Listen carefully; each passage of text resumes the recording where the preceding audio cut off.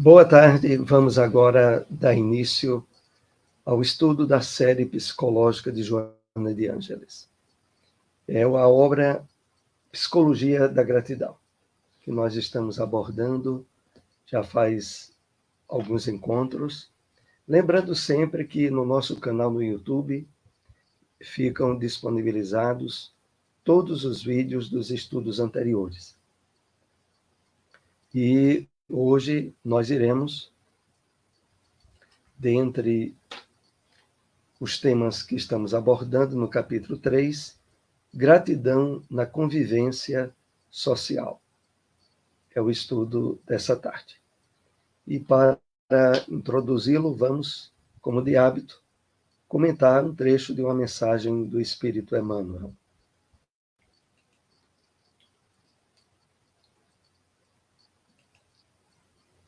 Extraída do livro O Evangelho comentado por Emmanuel, Cartas do Apóstolo Paulo, separamos a passagem da primeira carta aos Coríntios, capítulo 8, versículo 3.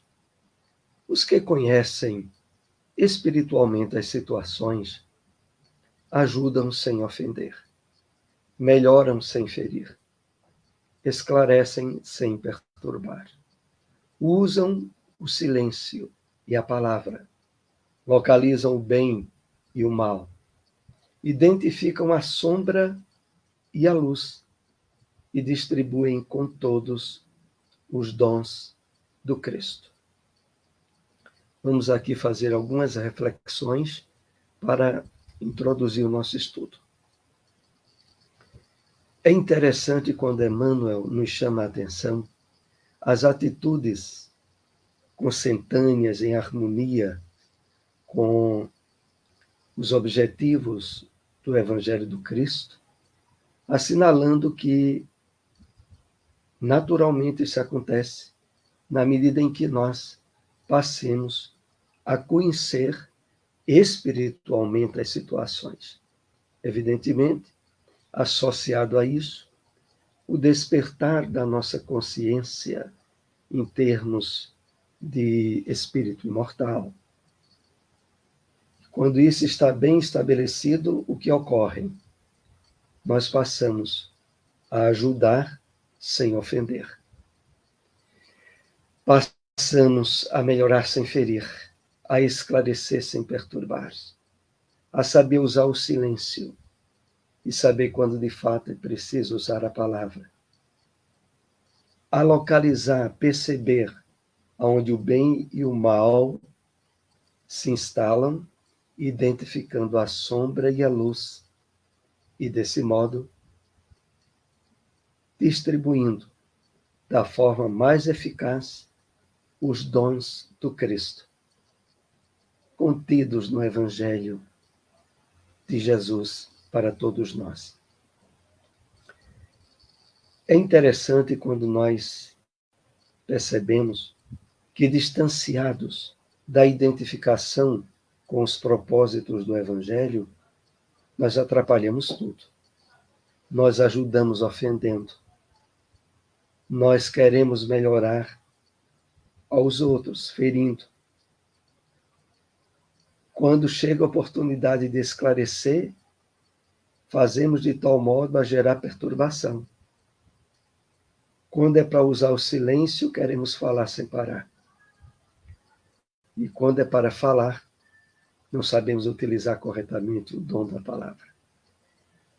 Então é imprescindível associarmos-nos a uma nova percepção de ver e de entender as experiências do corpo físico em que estamos trabalhando durante a nossa encarnação, de forma a utilizar da forma mais eficaz possível as possibilidades emprestadas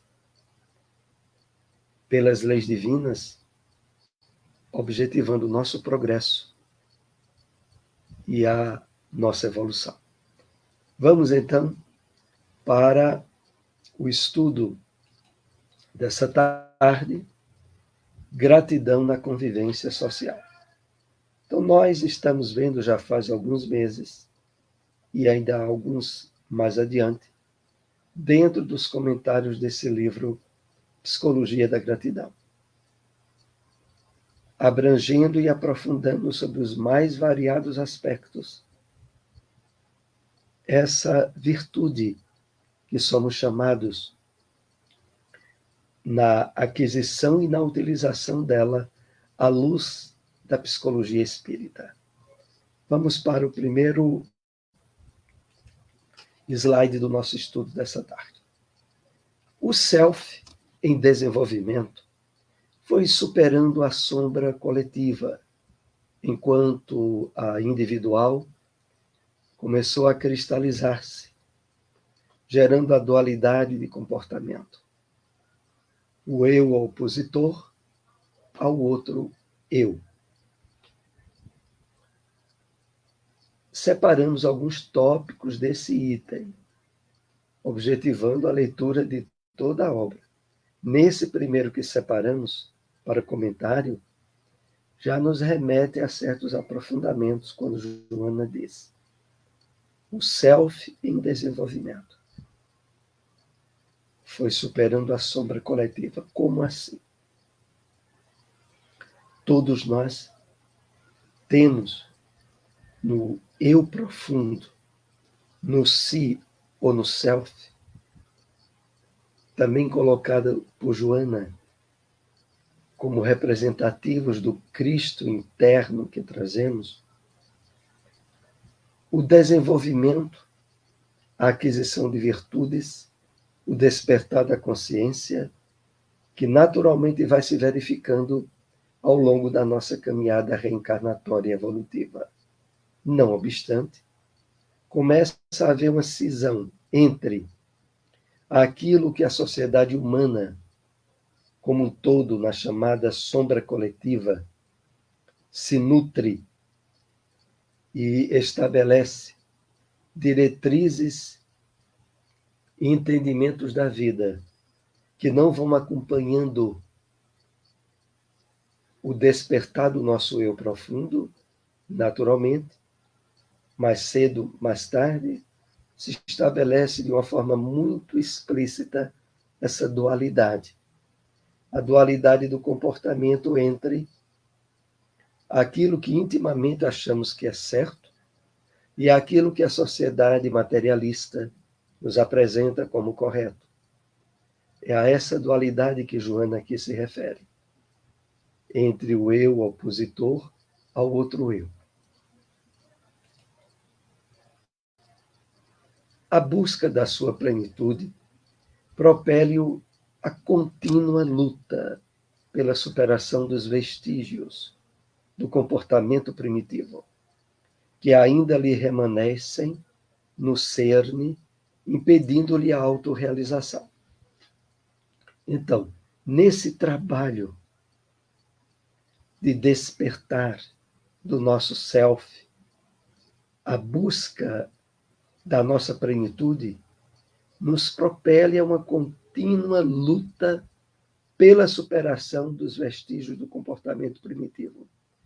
Esses vestígios estão desde o nosso inconsciente de vidas passadas ao inconsciente coletivo da humanidade como um todo. Mas no trabalho que aqui vamos exercendo de aquisição da plenitude, da percepção verdadeira da vida em termos espirituais, se intensifica essa luta pela superação desses vestígios que, na verdade, marcam, e não poucas vezes, nos causam quedas e deslizes morais ou comportamentais, geradores de sofrimento e de infelicidade. Por isso, Joana diz no final desse parágrafo, impedindo-lhe a autorrealização. A dificuldade para que nós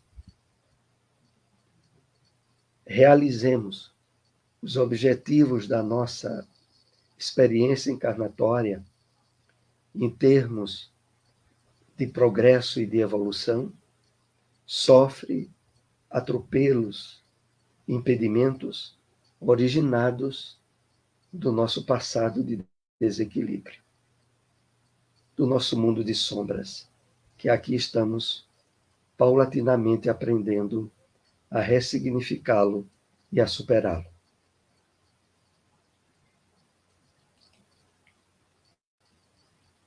Teimosamente, a sombra mantém-no no egoísmo, encarcera-o nas paixões grosseiras, enquanto o self se lhe opõe, dando lugar a uma batalha perturbadora, que se transforma em conflito. Aí a gente vai entendendo por que, muitas vezes,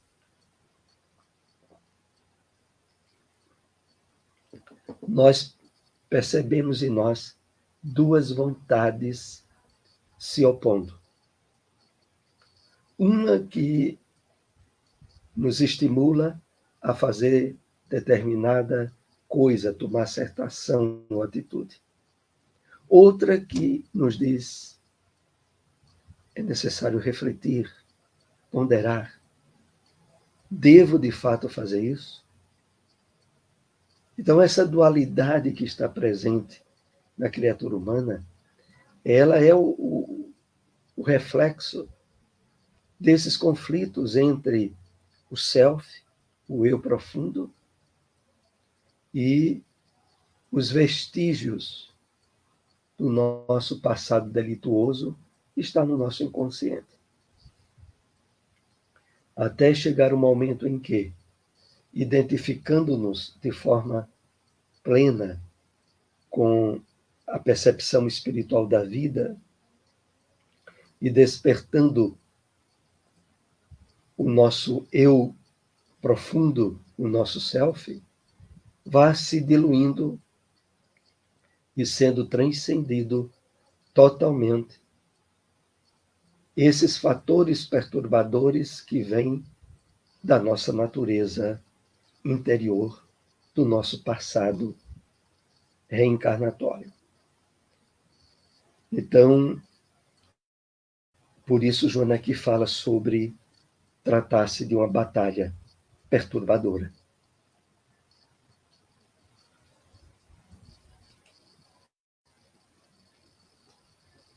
Nesse sentido, merece especial atenção o corpo emocional do indivíduo, que se apresenta enfermo como decorrência da sombra, que o leva a negar tudo quanto lhe pode modificar os hábitos para melhor. Então, no nosso passado encarnatório, causador desse mundo de sombras que trazemos, há elementos associados ao pensamento, ao sentimento, à emoção e à realização física em determinados momentos que marcaram profundamente o nosso ser. E por serem estabelecidos em confronto com as leis divinas, esse passado é gerador de enfermidades, de doenças. Então, o indivíduo que se apresenta enfermo como decorrência da sombra, que o leva a negar tudo quanto lhe pode modificar os hábitos para melhor. Vamos entender o final desse item, como Joana aqui coloca. Nesse mar de conflitos que envolve a todos nós, há uma tendência a abrir-nos um campo de influências e de ações contraditórias com o nosso eu presente, né, com a nossa vida atual, e isso se dá de uma forma mais intensa ou menos intensa, dependendo desse esforço e desse trabalho que estejamos fazendo na ressignificação do entendimento da vida por cada um de nós. Então, decorrente da sombra que o leva a negar tudo quanto lhe pode modificar os hábitos para melhor. É assim que acontece com a maioria da humanidade, que não tendo ainda adquirido a percepção ou conhecimento mesmo da realidade espiritual da vida, submerge nesse mundo envolvido pelo materialismo e que acaba fortalecendo esse conteúdo pestilento e sombrio que traz do passado e que faz com que a pessoa se sinta, não poucas vezes, fraco para realizar as modificações que precisaria levar a termo. Se percebe também, muitas vezes, como iniciando todo um trabalho de melhoramento íntimo, mas que logo em seguida se estabelece recaídas. Essas recaídas têm como pano de fundo o passado de sombras que não foi suficientemente transcendido.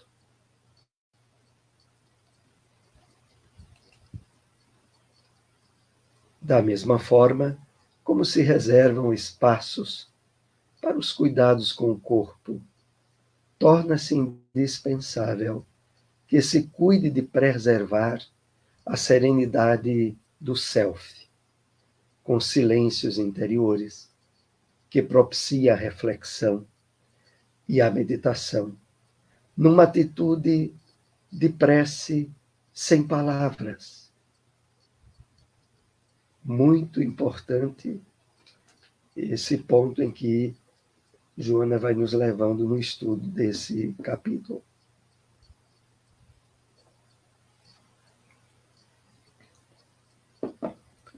Para cuidar e para preservar a serenidade do self, do eu profundo, é necessário certos exercícios, certos trabalhos, certas atividades.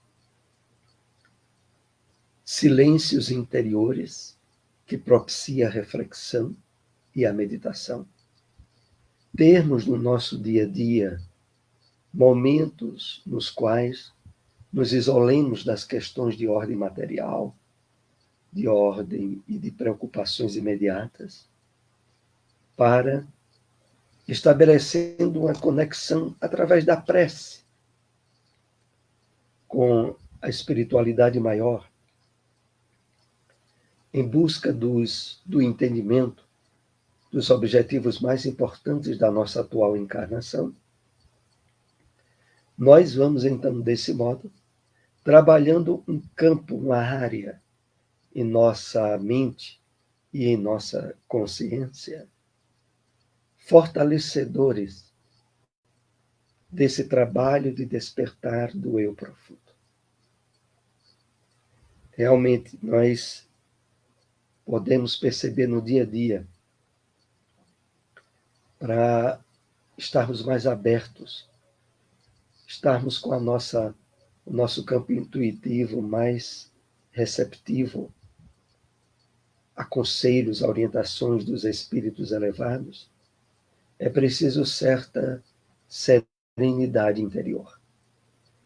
São necessários paradas em relação a questões de ordem imediata, de ordem material, para que o nosso self possa se fortalecer. Poderíamos até dizer poder respirar,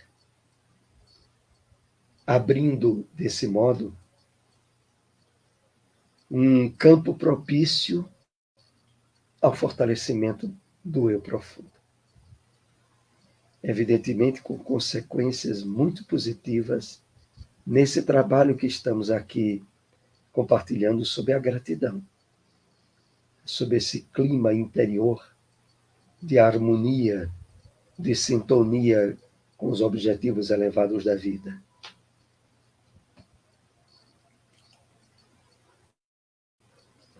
Somente por meio desse hábito pessoal, será possível superar as conjunturas negativas propiciadas pela sombra, sem entrar em luta renhida, assimilando as suas lições e diluindo aquelas que são perturbadoras. Então, não há outro meio para superarmos toda essa conjuntura, todo esse campo de elementos negativos que são associados ao nosso passado de sombras.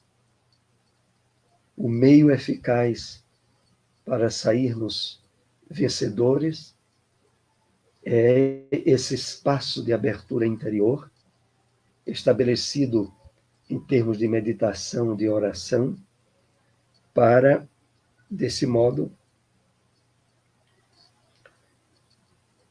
percebermos de forma mais cuidadosa e atenta as sutilezas das perturbações que nascem do nosso íntimo, do nosso passado de sombras. Se não for feito esse trabalho, associado à meditação, à prece, à reflexão, nós não conseguiremos. Como, aliás, acontece com a maioria das pessoas. A maioria das criaturas humanas, associadas ao materialismo, a não achar que a vida tem outros objetivos que não sejam a satisfação do corpo e as necessidades instintivas, não conseguem separar o que seja luz e sombra dentro delas. E agem repetidas vezes, incentivadas, empurradas pelos determinismo do inconsciente de sombras, gerador de dores e de sofrimentos que poderiam perfeitamente serem superados.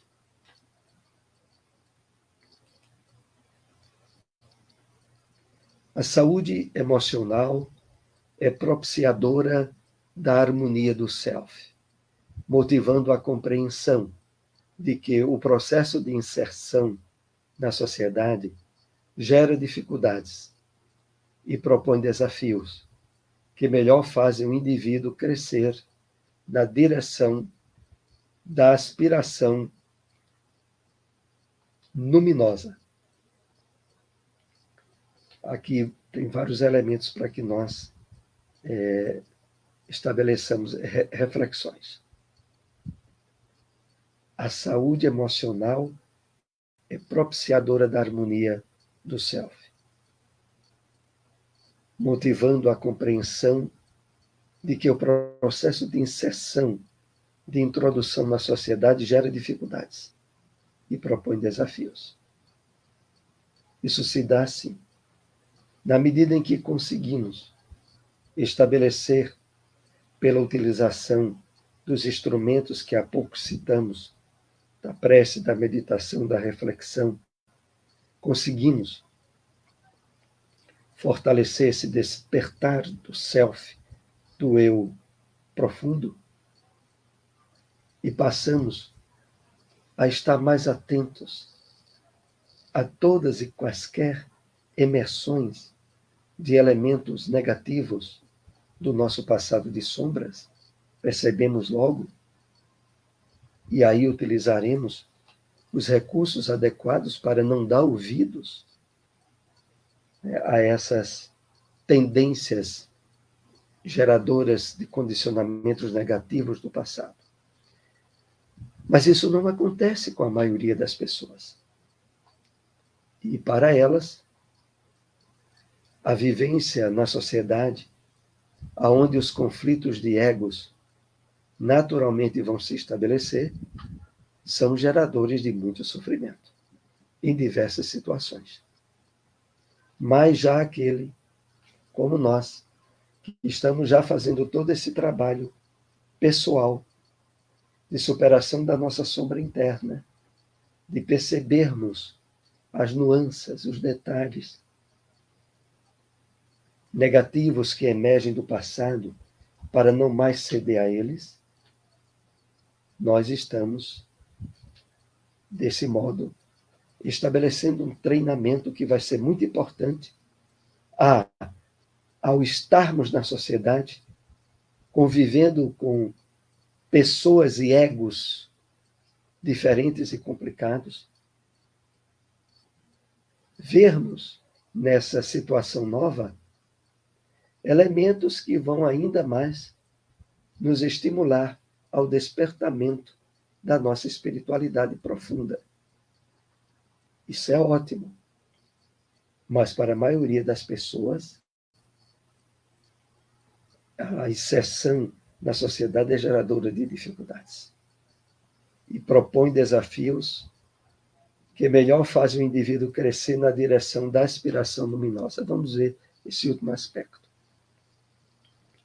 Que melhor faz o indivíduo crescer na direção da aspiração luminosa.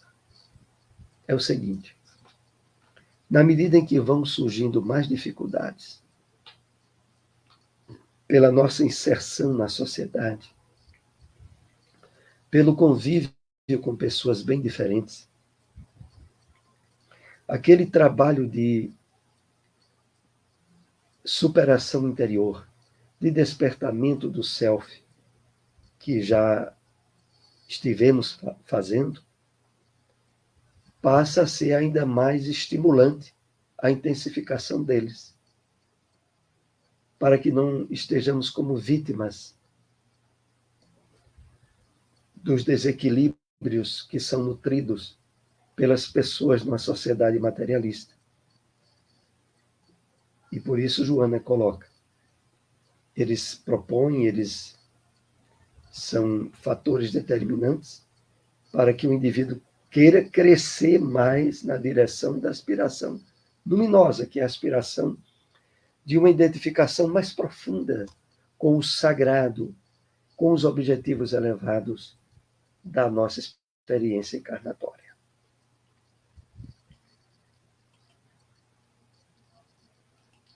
Diante do quadro de sombra individual e coletiva que domina a sociedade moderna, a gratidão assume um papel relevante, porque iniciando na emoção superior, no reduto doméstico, no próprio indivíduo, ampliando-se na direção dos grupos sociais.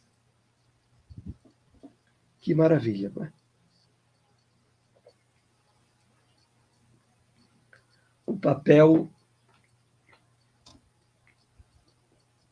relevante que a vivência da gratidão vai tendo, ele vai se dando nas diversas áreas em que o ser, em que nós atuamos.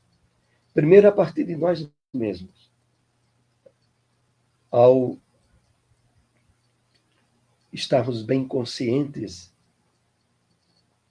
dos objetivos maiores das leis divinas e do trabalho do equilíbrio emocional e mental conosco mesmos. O primeiro trabalho é o autoamor, é a autoafetividade. E depois vem o segundo, no reduto doméstico, com aqueles que convivem mais frequentemente conosco no dia a dia. E a gratidão, novamente, tem um campo vasto de aplicação. Inclusive, foi o objetivo do nosso estudo anterior. E depois, do próprio indivíduo ampliando-se na direção dos grupos sociais, que passam a ser fomentadores de relações sociais equilibradas, harmoniosas e positivas, porque esse trabalho, primeiramente, já foi feito dentro de cada um de nós.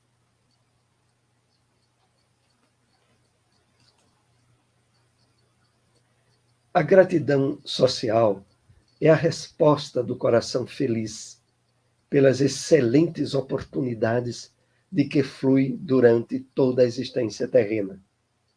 Através dessa conduta, atenuam-se as competições malsãs entre os indivíduos e os grupos, as intrigas e as malquerenças, os ódios e os ressentimentos morbosos, doentios, né? Então, como Joana começa aqui na primeira linha, é maravilhoso, né? A gratidão social é a resposta do coração feliz pelas excelentes oportunidades de que frui durante toda a existência terrena. O trabalho da vivência da gratidão na sociedade, ele frui de forma profundamente positiva, porque já vem alicerçado desde a gratidão na família e no próprio indivíduo. Através dessa conduta, atenuam-se as competições malsãs, doentias entre os indivíduos. As intrigas, as malquerenças, os ódios não encontram mais campo de atuação. A pessoa que, de fato, vai trabalhando, como Joana aqui propõe para nós, essa gratidão intensamente vivida no dia a dia, nas mais variadas situações. Gratidão por experiências boas, gratidão por experiências difíceis, mas gratidão sempre por termos percebido de forma lógica, racional, o funcionamento das leis divinas, os objetivos da experiência encarnatória humana. É a essa gratidão que aqui, ao se estender à questão do convívio social, traz elementos muito e profundamente benéficos para o convívio social do homem.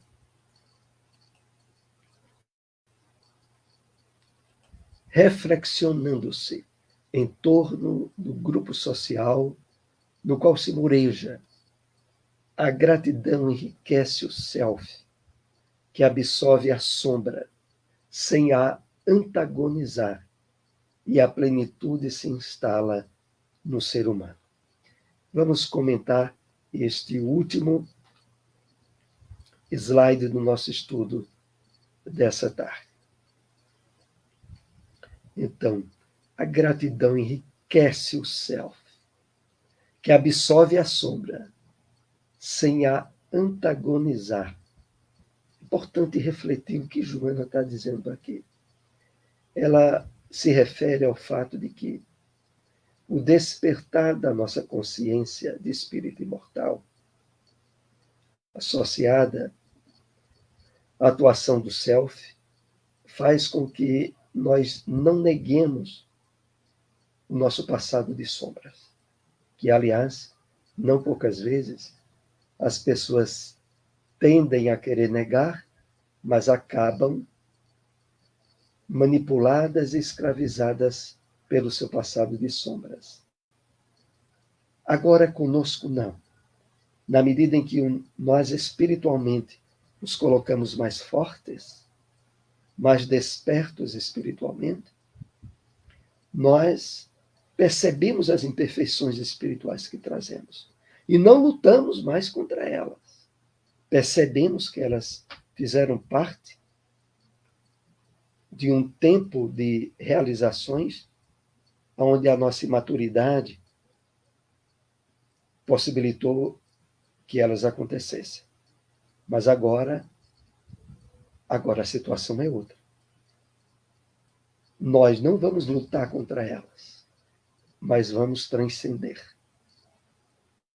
Essa transcendência, ela começa no momento em que nós admitimos as nossas imperfeições e, ao mesmo tempo, trabalhamos pelo nosso despertar espiritual profundo. E o resultado é que a plenitude se instala no ser humano. Os objetivos maiores que vão sendo delineados nessas obras da série psicológica de Joana de Ângeles associam profundamente a questão de estarmos atentos a sermos responsáveis, mas a não nos sentirmos culpados. Responsável por perceber e assumir as imperfeições que tem, ajustando-se ao trabalho de transcendência pelo despertar do nosso eu profundo. o nosso self. E, naturalmente, nos habilitando